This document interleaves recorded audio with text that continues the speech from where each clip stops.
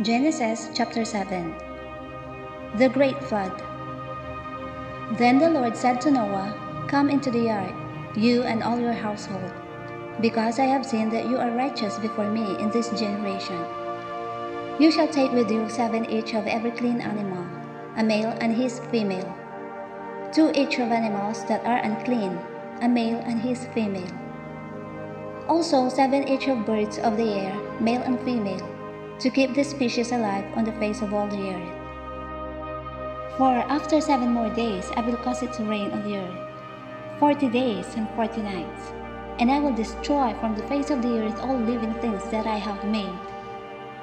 And Noah did according to all that the Lord commanded him.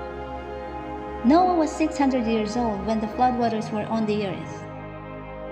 So Noah, with his sons, his wife, and his sons' wives, went into the ark because of the waters of the flood. Of clean animals, of animals that are unclean, of birds, and of everything that creeps on the earth, 2 by 2 they went into the ark to Noah, male and female, as God had commanded Noah. And it came to pass after 7 days that the waters of the flood were on the earth. In the 600th year of Noah's life, in the 2nd month, the 17th day of the month, on that day all the fountains of the great deep were broken up, and the windows of heaven were opened. And the rain was on the earth 40 days and 40 nights. On the very same day Noah and Noah's sons, Shem, Ham, and Japheth, and Noah's wife, and the 3 wives of his sons with them, entered the ark. They and every beast after its kind, all cattle after their kind, every creeping thing that creeps on the earth after its kind, and every bird after its kind, every bird of every sort. And they went into the ark to Noah, 2 by 2, of all flesh in which is the breath of life. So those that entered, male and female of all flesh, went in as God had commanded him, and the Lord shut him in.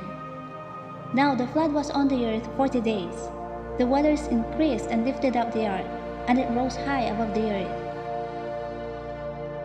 The waters prevailed and greatly increased on the earth, and the ark moved about on the surface of the waters. And the waters prevailed exceedingly on the earth, and all the high hills under the whole heaven were covered.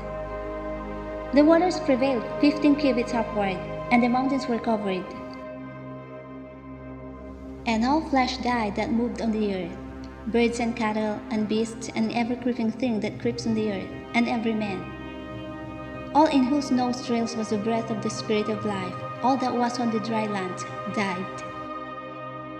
So he destroyed all living things which were on the face of the ground, both men and cattle, creeping thing and the bird of the air.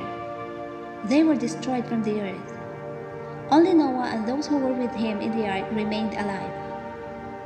And the waters prevailed on the earth 150 days.